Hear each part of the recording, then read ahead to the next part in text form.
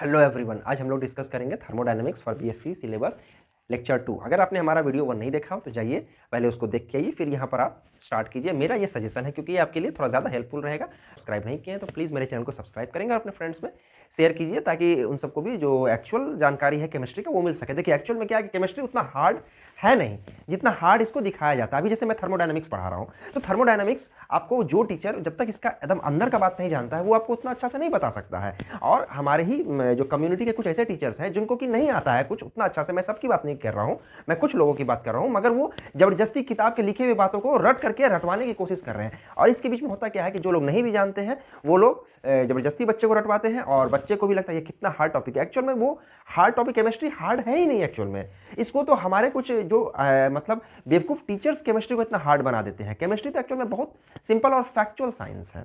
तो चलिए हम लोग स्टार्ट करते हैं आज का हमारा जो टॉपिक है। तो हम लोग आज जो कुछ इंपॉर्टेंट टर्म्स को डिस्कस करेंगे थर्मोडायनामिक्स के। तो इसमें जो हम लोग आज सबसे पहले हम लोग डिस्कस करेंगे ओपन सिस्टम। ठीक है, ओपन सिस्टम।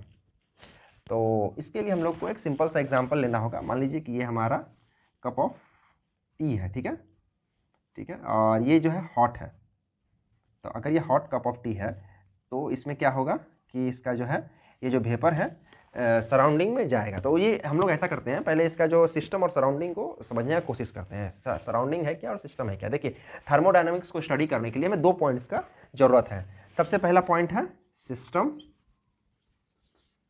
ठीक है, सिस्टम क्या है कि सिस्टम इज अ सब्सटेंस हम लोग बोल सकते हैं जो है it is a required unit of matter, मतलब जिस मैटर की हमें ज़रूरत है जिसमें कि थर्मोडायनामिक स्टडी किया जाता है। Which it is the required unit of matter in which thermodynamic study is carried out. ठीक है, एंड सराउंडिंग जो होता है वो सिस्टम को छोड़ करके सिस्टम के अगल बगल का जितना भी मतलब पार्ट है जो कि यूनिवर्स में प्रेजेंट है that which affect the system, मतलब जो कि सिस्टम को अफेक्ट कर सकता है, इज नोन एज सराउंडिंग। या फिर हम लोग कह सकते हैं कि it is the remaining portion of the universe excluding system is called surrounding.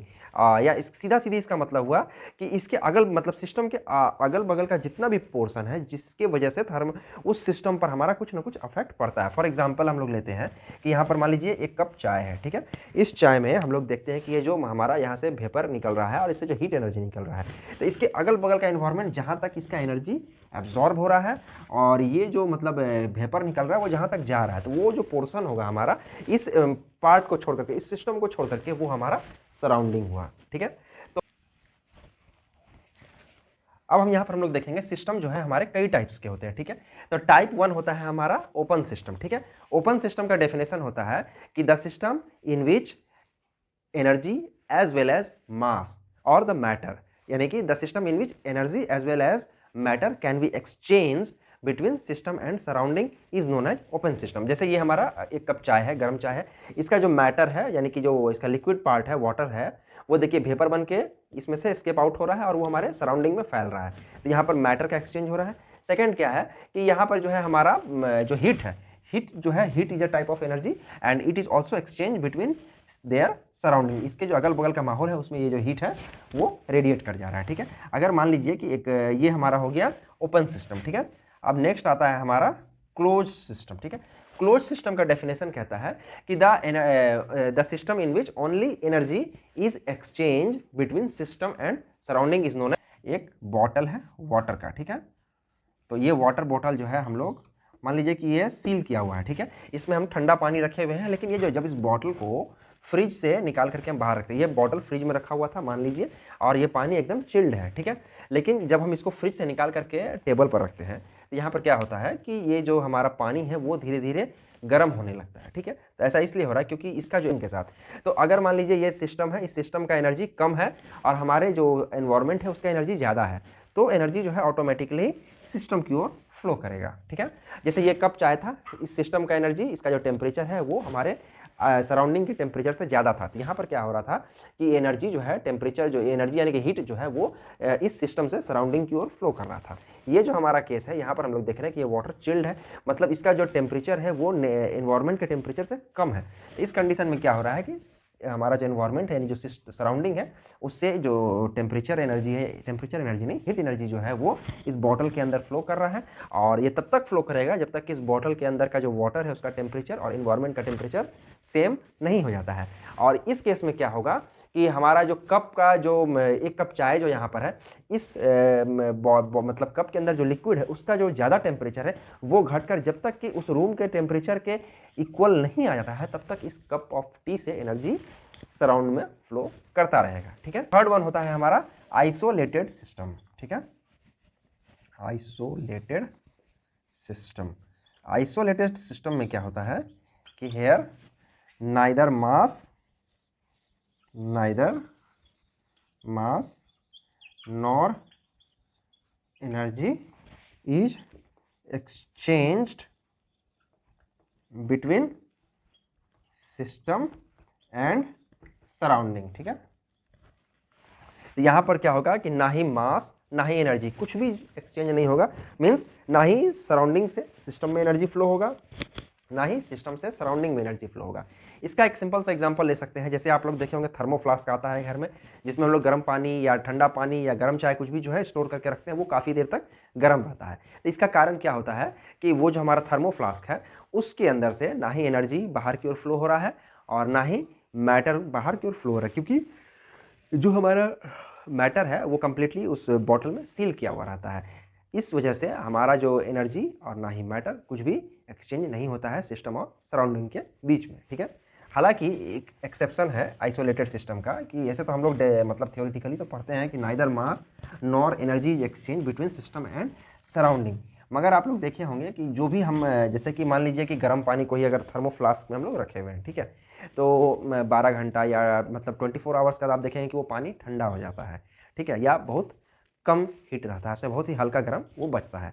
तो इसका कारण ये होता है कि उस जो हमारा बॉडी है थर्मोफ्लास्क, उसके थ्रू जो है रेडिएशन के फॉर्म में हीट एनर्जी जो है उससे बाहर आते रहता है। यही कारण है कि समय के साथ जो है उसका एनर्जी घट जाता है। ठीक है, तो यही कारण है कि हम लोग एक एक्सेप्शन करता है थर्मोडायनामिक्स का, कि हम लोग ऐसा कोई भी सिस्टम हमारे पास अवेलेबल नहीं है जिसमें कि हम कंप्लीटली मतलब ऐसा हमारे पास कोई भी अभी टेक्निक अवेलेबल नहीं है जिससे कि हम 100% जो है किसी भी सिस्टम को आइसोलेट कर सकें। मगर एक आइडियली जो है हम लोग कुछ हद तक कर पाते हैं, sorry not ideally, it is practically हम लोग कर पाते हैं, बट आइडियल कंडीशन को अगर हम लोग मेजर करेंगे कि हाँ 100% आइसोलेशन होना चाहिए तो वो नहीं हो पाता, क्योंकि क्या होता है कि हीट एनर्जी जो है वो रेडिएशन के फॉर्म में निकलने लगता है और निकल जाता है। यही कारण है कि 100% आइसोलेशन पॉसिबल नहीं हो पाता है।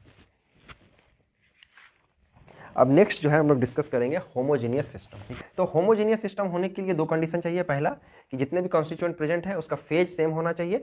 फेज का मतलब हुआ कि स्टेट, अगर मान लीजिए कि एक हमारे पास मतलब एक कंटेनर में सिस्टम में जो भी हमारे पास सिस्टम प्रेजेंट है उसका जो फेज है मतलब या सॉलिड है तो जितना भी कॉन्स्टिट्यूएंट पार्टिकल है सब सॉलिड होना चाहिए, अगर लिक्विड है तो लिक्विड होना चाहिए, इफ गैस देन गैस। ठीक है, एंड नेक्स्ट पॉइंट क्या है, उसका जो कंपोजिशन है वो यूनिफॉर्म दिखना चाहिए पूरा का पूरा सिस्टम में। फॉर एग्जांपल लेते हैं कि देखिए फिनाइल जो है हमारा लिक्विड फॉर्म में है, वाटर भी लिक्विड फॉर्म में है, तो दोनों का फेज सेम हो गया।